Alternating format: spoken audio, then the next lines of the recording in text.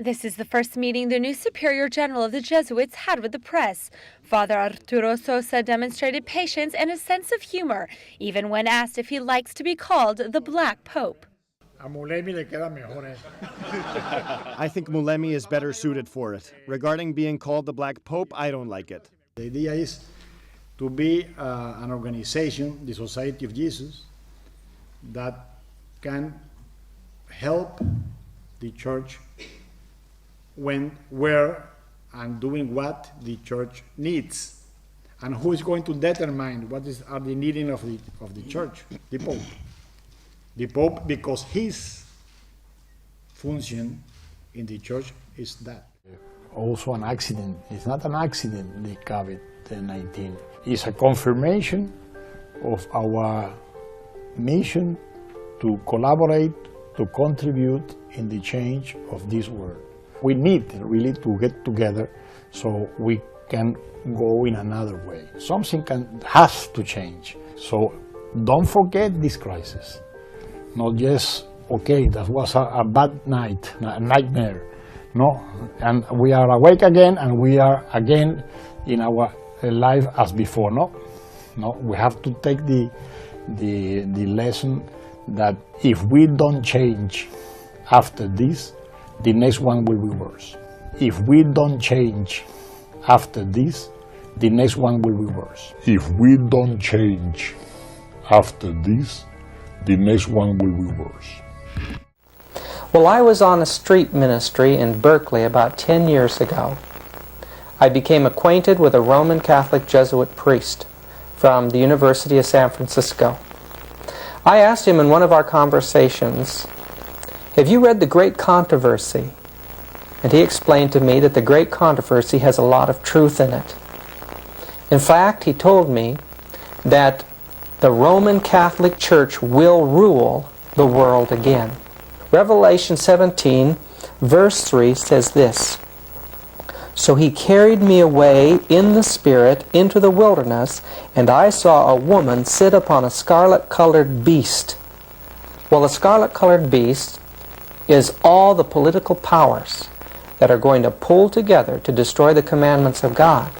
The woman riding on that beast is Roman Catholicism and fundamental Christianity. John describes these things as taking place in the wilderness.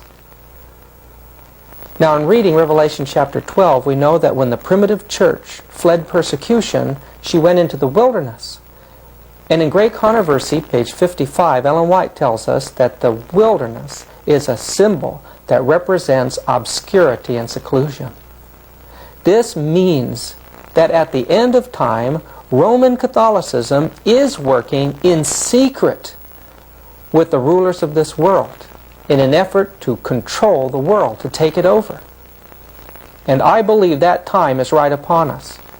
You know, I plan to put together a documentary film called The Missing Dimensions in World Affairs.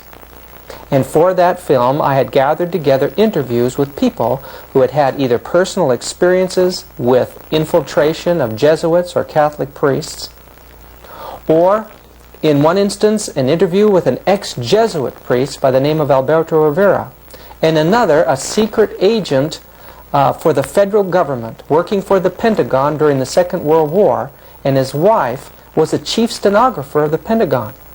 All the funds that went over to Europe for the troops passed first through the Vatican.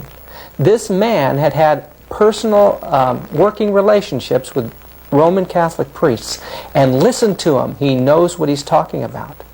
I had to stop my plans to do this documentary and decide to just get these things before you right now.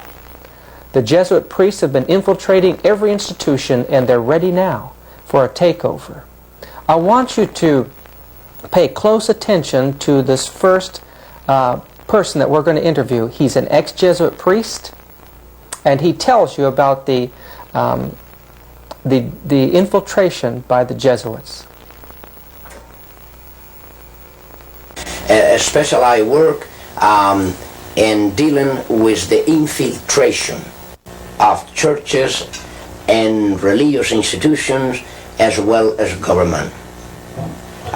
that cover a tremendous number of institutions. And the purpose of that infiltration was what for? Well, the purpose is what the Roman Catholic system has all the time as her own purpose, is to infiltrate, to penetrate all the areas of life where the Roman Catholic can have control and access for the coming world government. What that means is, in preparation for that world government, the Roman Catholic institution, especially since the establishment of the Jesuit order in 1541, throughout all these 500 years, they've been in preparation and through infiltration and penetration of every level of society in order to take over the world politically and religiously. There are two doctrines that define very well these dangerous goals of the Roman Catholic institution. Two doctrines define this very well. One is called the doctrine of the apostolic succession, and that is dealing with the papacy. And the other is the doctrine, the temporal power, and that is dealing with world government. Of course, both, because you can see that even the Pope and his own individual office, he meet those requirements.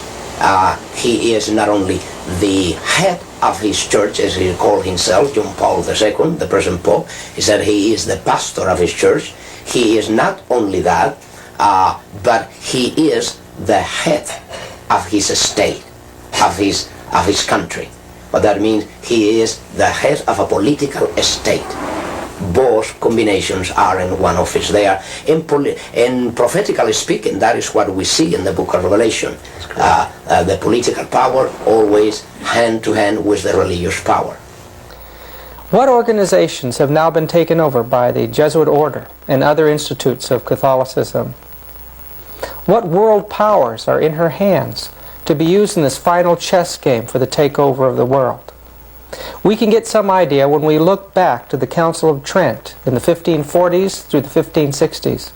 At that time, and during those years, we find vows that were taken by these secret orders to take over the education of the Protestants, take over their schools, take over their churches, especially to destroy the Protestant Bible by creating many translations, destroy the monarchies of Europe, destroy nationalism, to use astronomy and astrology to create new calendars that would eventually transfer the sanctity from Sabbath or Saturday to Sunday. Their goal was to take over the business world, internationalism. They were to take over banking, to take over Judaism and the movement of Zionism, to create political strife and chaos and all of these things for one end, that Catholicism should rule. Listen. I did training in monasteries and convent where I prepare cursillistas, the Legion of Mary, the Blue Army, many of these militant organizations.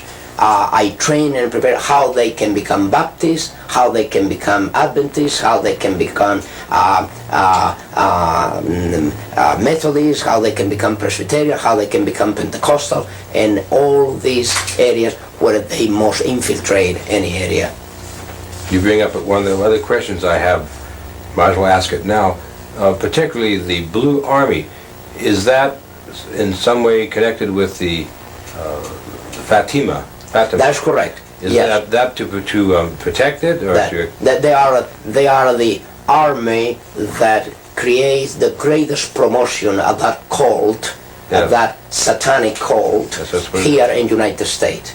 In every country, the Roman Catholicism display this promotion to the so-called Virgin. There is not even Mary, the Mary that we know in the Gospel, but a distortion of that really, truly Mary of the Gospel. They display to different militant organizations the promotional need for certain saint or virgin or whatever. And Yes. the Blue Army is the greatest promoters of the call to marry here in the United States. The Opus Dei is another arm of the Jesuits. What that means, you have Masons, you have Illuminatis, Okay. you have the New Age movement, you have the Trilateral Commission, you have the Club of Rome, you have so many others. There are in different areas working through certain programs what they need in that particular area where these organizations move, whether they are secret or public organizations, they need to control certain area of certain people. And this is where and how they'll be ready to have them under control through these organizations. The Opus Dei mainly, they move next to what they call Christian democracy. The so-called Christian democracy is an outgrowth of this Opus Dei. It's exactly the words in Latin precisely define that. The Latin definition is for Opus Dei is the work of God.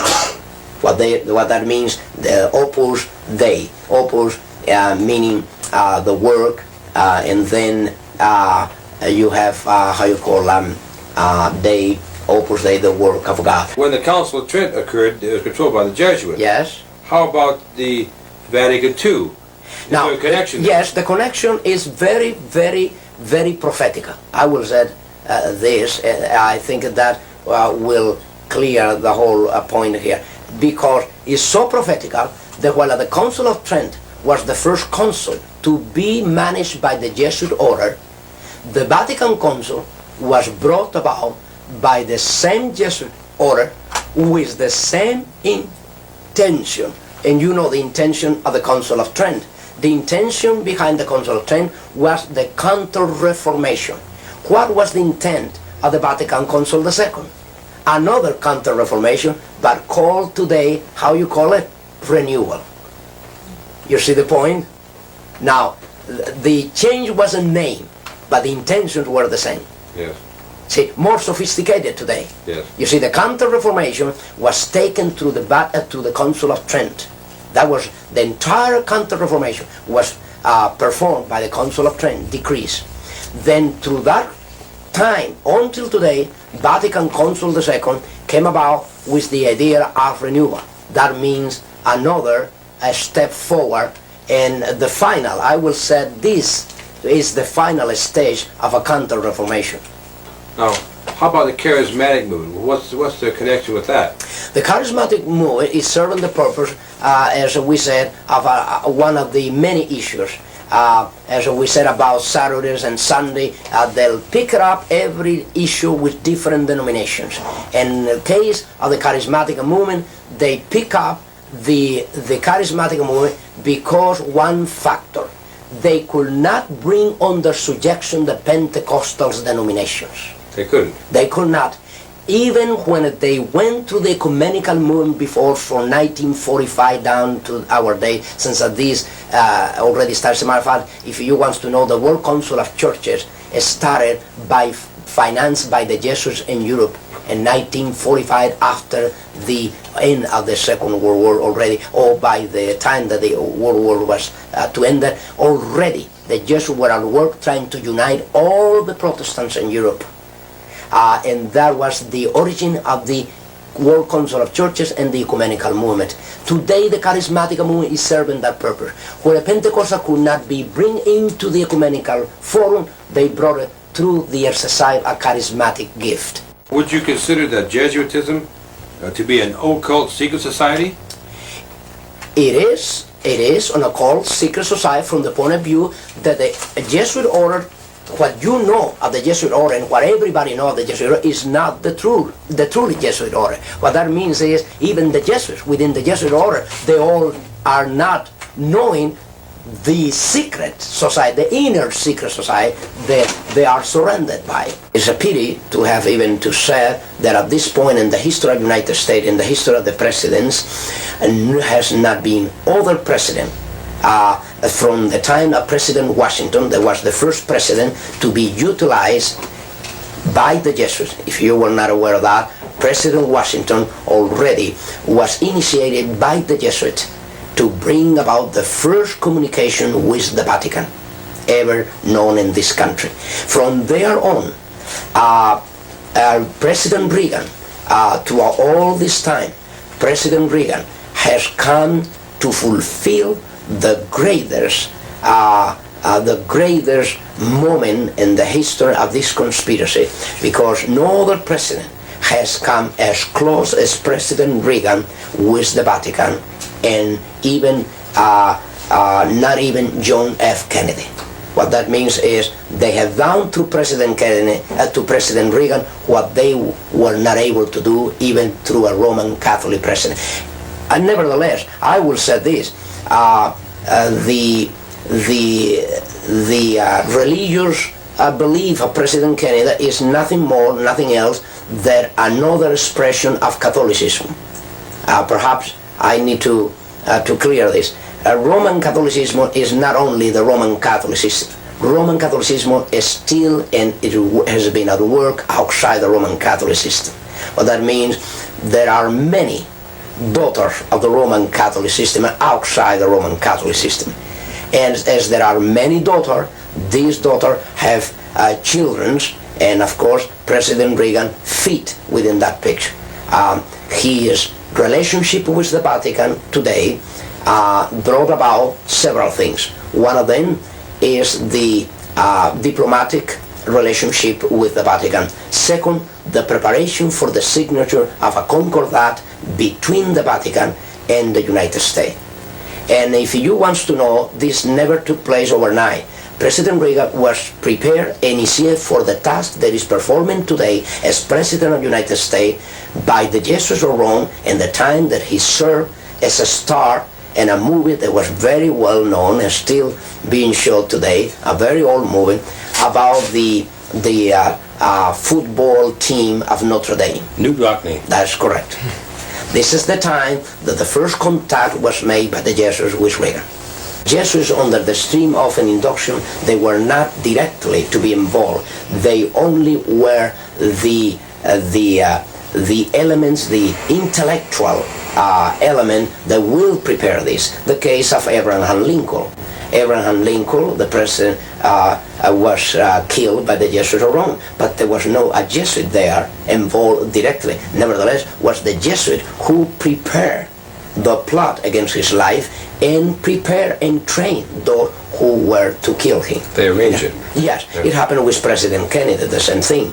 The assassination of Kennedy is another fact that can be proved of any time that was ordered and by the Jesuits in order to get rid of a president that already was a shame to the Roman Catholic institution, being Roman Catholic. You have two different extremes. In Abraham Lincoln, you have that there was a man professing to be a Christian, solid Christian, and then there you have a man that professed to be a solid Catholic, but then put to shame his own institution when he was confronted about what he will do as a Roman Catholic president about the Constitution and about the interests of the Roman Catholic institution.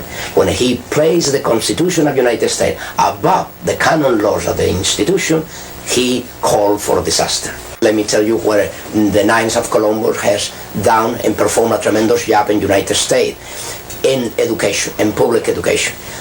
The authors of the chaotic situation of the public schools in the United States has been and are the Knights of Columbus in the United States. What about the work of Alcazar and Rivera?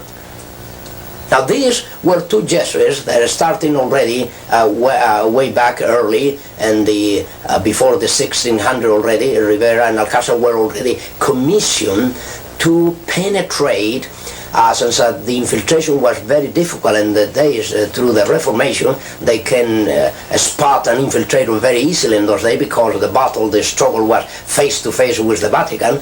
Then Roman Catholics and the Inquisitors, they have a hard time trying to infiltrate the Christian churches, even in Spain, where it was underground completely. They have a hard, difficult time, and there was a very fearful thing to infiltrate. Then nevertheless, they did it. They did infiltrate, and this is how they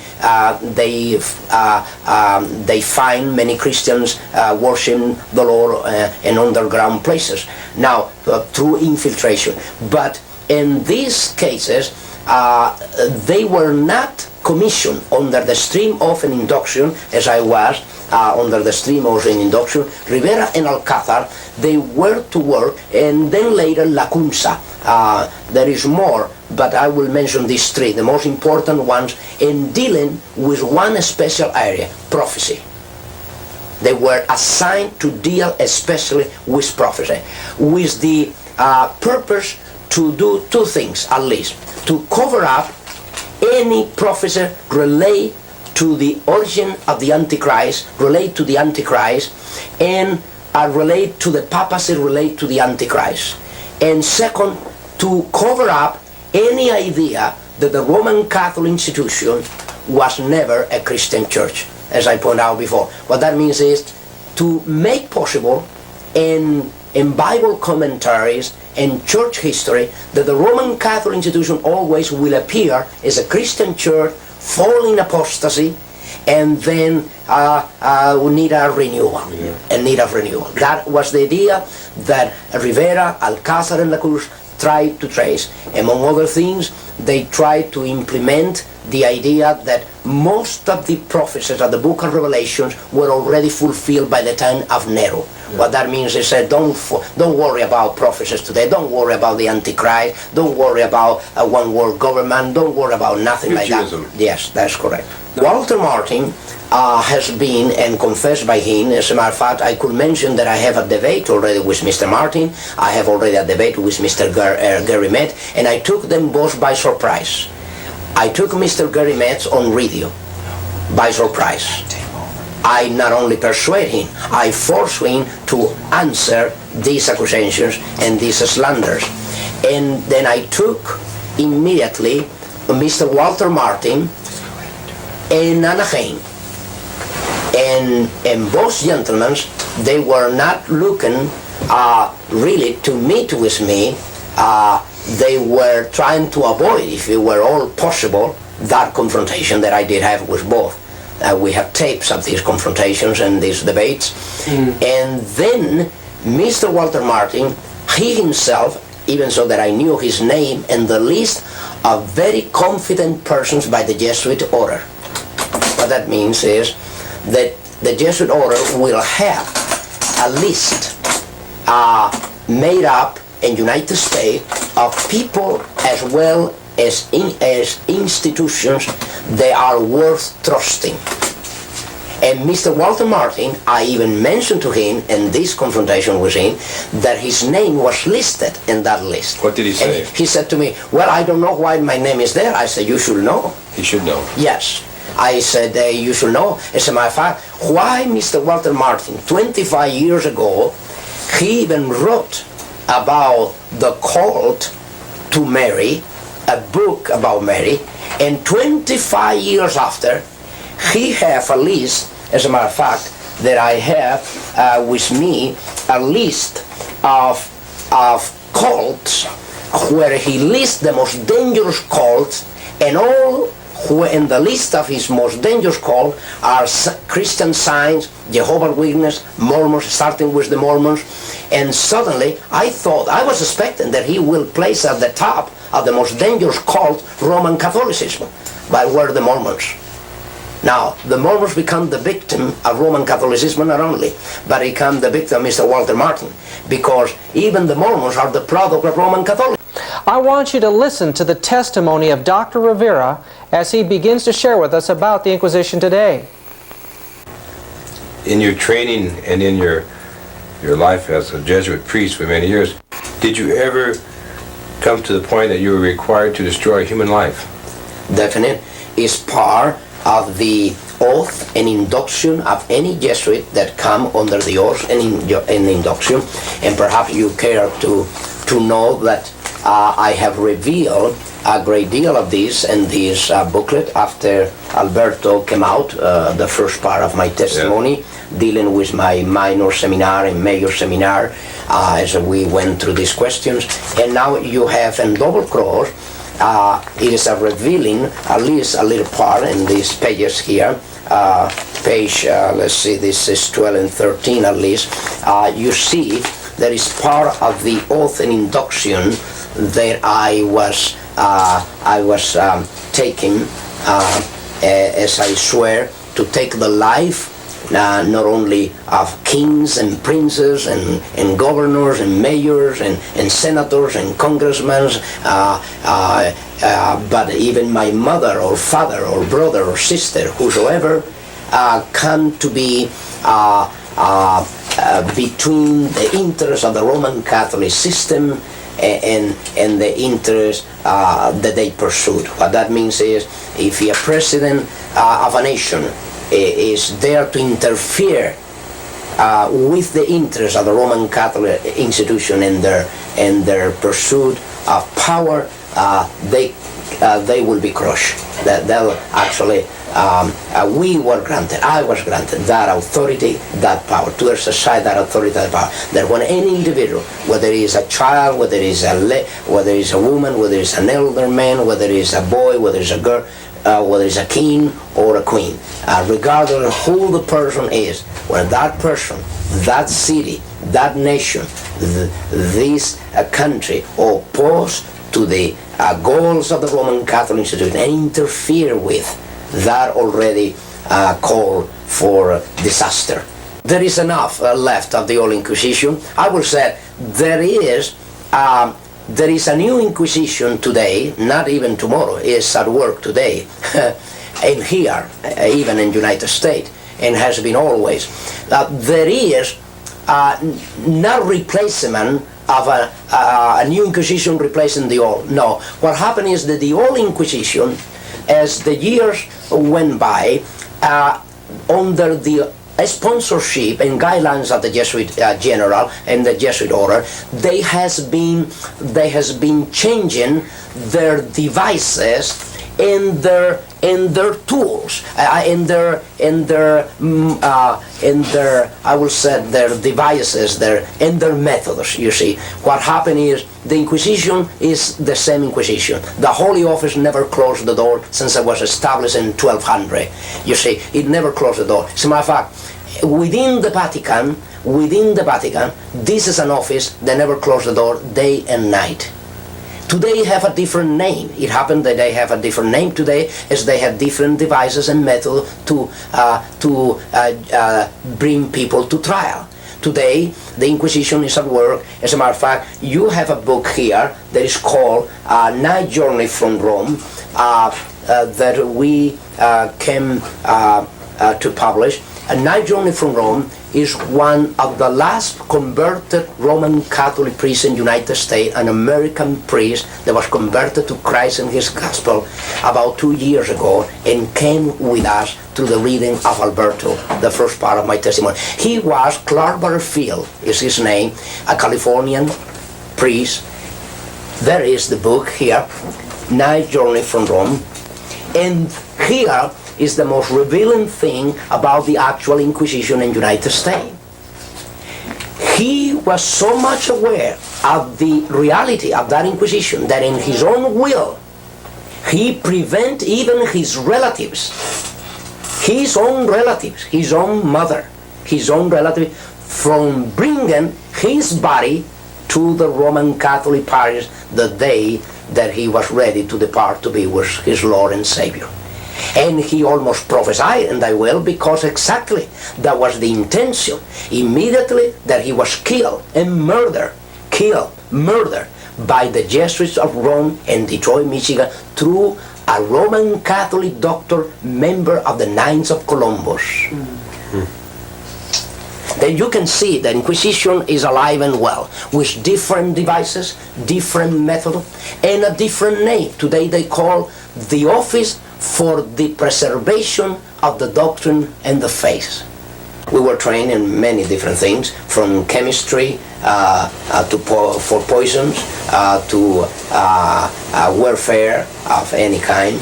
And of course, we were not to be involved in these things. Let me explain this. Jesuits, under the stream of an induction, they were not directly to be involved. They only were the elements, the intellectual element that will prepare this. The case of Abraham Lincoln.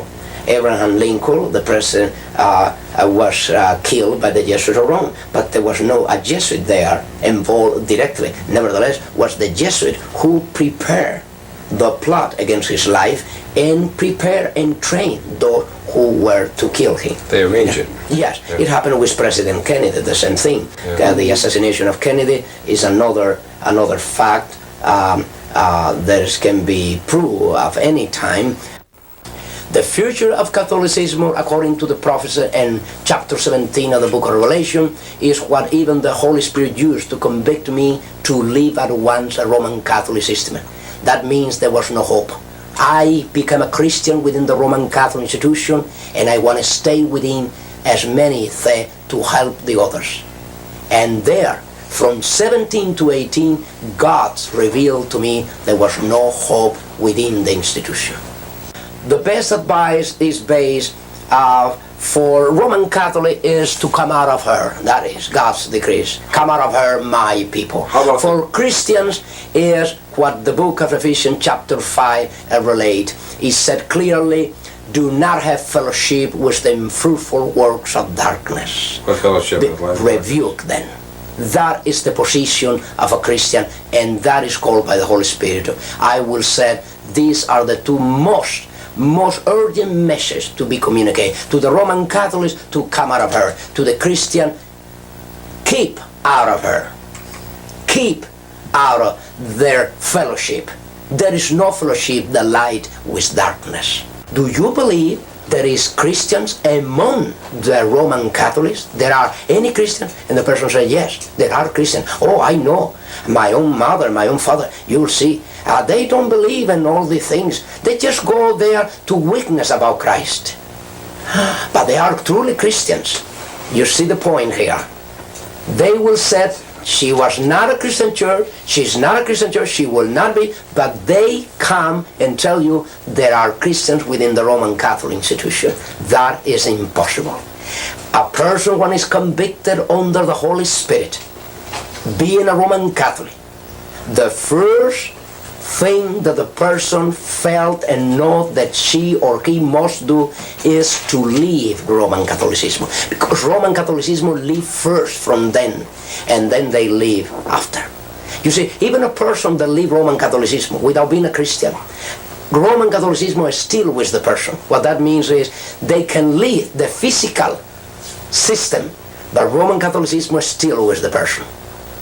Only Christ can eradicate from the root Roman Catholicism from the heart of a person.